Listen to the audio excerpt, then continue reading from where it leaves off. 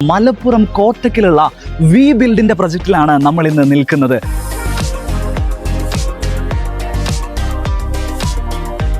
വീടിൻ്റെ എലിവേഷനിലേക്ക് വരികയാണെങ്കിൽ ഒരു സിമ്പിൾ മിനിമൽ സ്റ്റൈലിലാണ് എലിവേഷൻ ചെയ്തിരിക്കുന്നത്. വൈറ്റ് ഫിനിഷാണ് പെയിൻറ്റ് ഫിനിഷായിട്ട് വീടിന് നൽകിയിരിക്കുന്നത്. സൺഷെയ്ഡിൻ്റെ ഭാഗങ്ങളിലും അതേപോലെ റൂഫിൻ്റെ പ്രൊജക്ഷനിലും ഒക്കെ ലെയറുകളായിട്ട് പ്ലാസ്റ്ററിങ് ചെയ്തുകൊണ്ട് തന്നെ വീടിൻ്റെ എലിവേഷനിൽ ആ ഒരു ലെയറിങ്ങിൻ്റെ ഭംഗി നല്ല ഭംഗിയിൽ കാണാൻ സാധിക്കുന്നുണ്ട്. ഈ കാണുന്നതാണ് വീടിൻ്റെ ഫോർമൽ ലിവിങ് സ്പേസ്.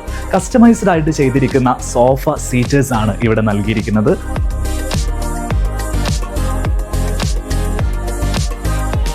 ഈ കാണുന്ന വാള് കാണുമ്പോൾ ഒരു സിംഗിൾ വാളായിട്ട് നമുക്ക് തോന്നുമെങ്കിലും ആക്ച്വലി ഇവിടെ ഒരു ഡോറ് ഹൈഡ് ചെയ്തിട്ടുണ്ട്. പ്രയർ റൂമിന് വേണ്ടിയിട്ടുള്ള സ്പേസ് ആണ് ഇവിടെ സെറ്റ് ചെയ്തിട്ടുള്ളത്.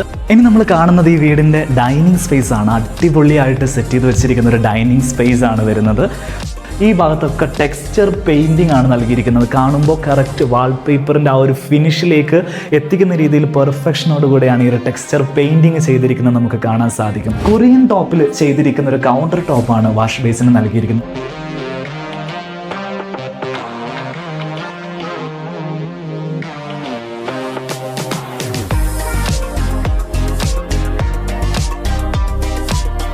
വി ബിൽഡിനെ കുറിച്ച് നമ്മൾ പറയുകയാണെങ്കിൽ അവർക്ക് ഇൻറ്റീരിയർ വിങ് ആയിട്ട് വി ബിൽഡ് ഇൻറ്റീരിയേഴ്സ് എന്ന് പറയുന്ന ഒരു വിങ് തന്നെ സെപ്പറേറ്റ് ആയിട്ട് പ്രവർത്തിക്കുന്നുണ്ട്.